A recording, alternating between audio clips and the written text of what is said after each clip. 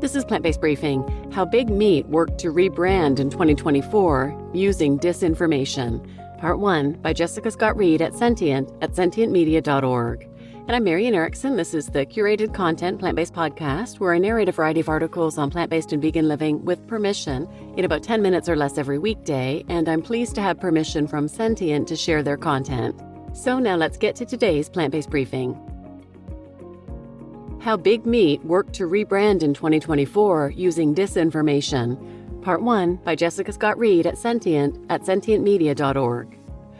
A look back at the year's manipulative messaging.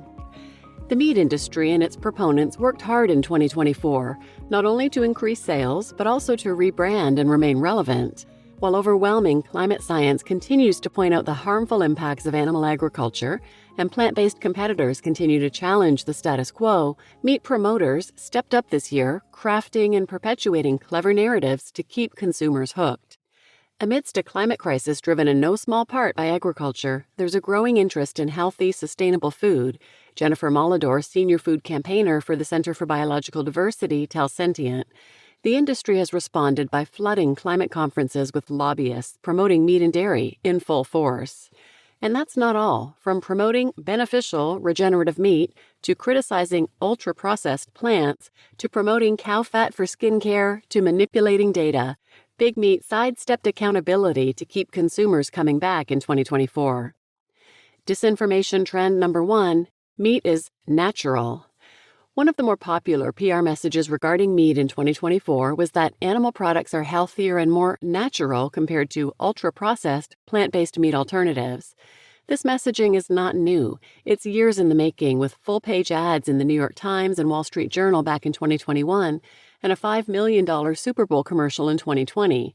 Backed by the Center for Consumer Freedom, CCF, the ads vilified newly popular fake meats as full of real chemicals, highlighting scary ingredients like methylcellulose, a generally harmless compound used in many foods.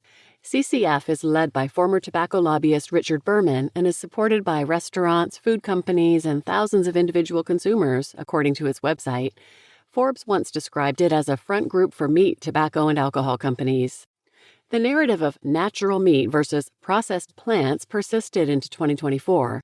The marketing tactic conveniently ignores the fact that 99% of animals raised for food in the U.S. are factory farmed in inherently unnatural conditions and undergo much processing to become meat, dairy, and eggs.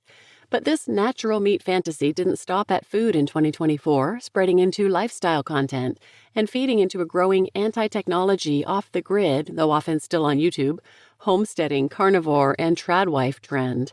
Raw milk surged in popularity in 2024, as did eating raw meat and using cow fat for skincare. The FDA, CDC, and New York State Department of Health put out statements this year warning of the health risks of consuming raw milk, and experts have taken to the media to warn of the risks associated with the carnivore diet and with eating uncooked meat. Dermatology experts also told Sentient that the benefits of beef fat for the skin are minimal. Though plant-based meat alternatives vary greatly when it comes to nutritional profiles, they're generally considered healthy. In fact, a 2024 review published in the Canadian Journal of Cardiology found that risk factors for heart disease such as LDL cholesterol and body weight showed improvement when animal-based meats were substituted with plant-based meat alternatives. Disinformation trend number 2, meat is eco-friendly. Another pervasive meat message in 2024 was that beef, the highest emitting meat, can somehow be good for the environment so long as raised on a farm that is regenerative, eco-friendly, carbon neutral, or some other variation of such terms.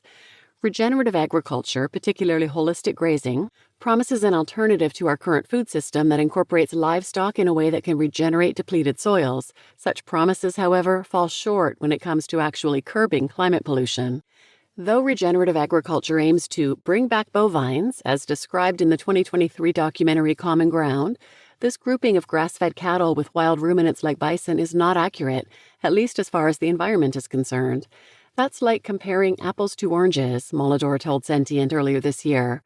While there is some debate about this, bison tend to graze over further distances in ways that cause less damage to plants and waterways. Cattle, on the other hand, tend to stick close together and eat just one type of plant until it's gone.